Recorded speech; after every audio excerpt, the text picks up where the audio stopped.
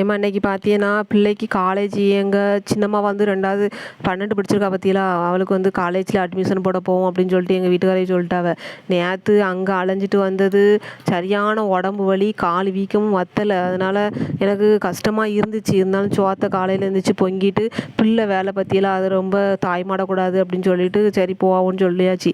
அப்புறம் சர்டிஃபிகேட்லாம் ஒன்றும் வாங்கலை. இன்னும் அந்த என்னதெல்லாமோ வாங்க சொல்லுவாங்கள்ல சர்டிஃபிகேட், அதெல்லாம் இன்னும் வாங்கலை. இருந்தாலும் சரி அட்மிஷனை போட்டு வந்துடுவோம் அப்படின்னு சொல்லிட்டு ஒவ்வொரு வாட்டியும் ஒவ்வொரு காலேஜை செலக்ட் பண்ணி பார்த்து அந்த காலேஜ் இந்த காலேஜ்னு பார்த்து ஒரு காலேஜை தான் செலக்ட் பண்ணுவேன். 500 மார்க் எடுத்ததுனால ஒரு காலேஜில் கொஞ்சம் இது மாதிரி ஃபீஸு குறைச்சி தரேன்னு சொன்னாங்க. அந்த காலேஜை தான் செலக்ட் பண்ணிவிட்டு அங்கே தான் அட்மிஷன் போட போனோம். போட்டால் ஆதார் கார்டு மட்டும் தான் எடுத்துகிட்டு போனேன். ஏன்னா மற்றதெல்லாம் அதுக்கப்புறமா நாள் இருக்குது பற்றியில் அப்போ சான்றிதழுக்கெல்லாம் எழுதி விட்டு வாங்கிக்கலாம் அப்படின்னு சொல்லியாச்சு.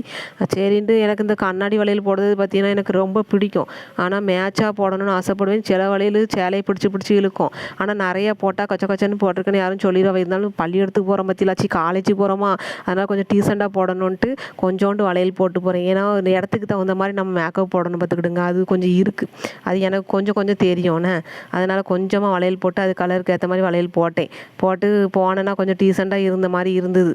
நம்ம பார்த்தோன்னே கொஞ்சம் மரியாதையாக இருக்கணும்லாண்ணே.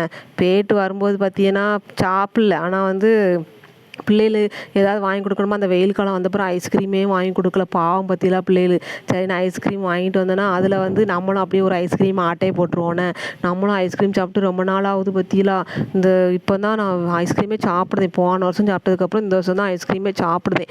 அதில் நானும் ஒன்று சாப்பிட்டுக்கிட்டேன்ட்டு வாங்கிட்டேன். துட்டு செலவாயிருன்னு சொல்லிட்டு பிள்ளைகளுக்கு வாங்காமல் இருந்தேன். ஆனால் பிள்ளைகளுக்கு வாங்கி கொடுக்கலாம் பாவமாக இருக்கா, அதனால் வாங்கிட்டு வந்துட்டேன். 4 மணி ஆகிட்டு. 1 மணிக்கு கிளம்பி போயிட்டு பார்த்தீங்கன்னா வீட்டுக்கு வர 4 மணி ஆகிட்டு பார்த்துக்கிடுங்க.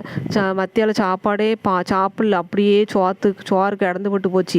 பற்றியில் அவ்வளோ சோறு இருக்குது. அதனால என்ன பார்த்தேன், நைட்டுக்கு சோத்தை கொடுத்து சோத்தை காலி பண்ணுவோம் அப்படின்னா ஒரு ஆம்லேட்டை போட்டு கொடுத்தோம்னா சோறு கடன்னு எல்லாத்துக்கும் இறங்கிரும். பற்றிலாம் எங்கள் வீட்டுக்காரையில் சுகர் இருக்குது, சோறு கொடுக்கக்கூடாது. ஆனாலும் சோறு வம்பா போதில் துட்டு வம்பா போயிடும். பற்றிலாம் நாளைக்கு பழையது நிறையா விழுந்துடும். அப்புறம் ஒருத்திக்கு மட்டும் சளி பிடிச்சிருக்கா, அதனால் அவளுக்கு பழையது கொடுக்கக்கூடாதுன்ட்டு இப்போ ஆம்லேட்டை போட்டு எல்லாத்துக்கும் சோத்தை கொடுத்தாச்சு. நானும் சாப்பிட்டுன்னு படுக்க போகிறேன் சாப்பிட்டுன்னு.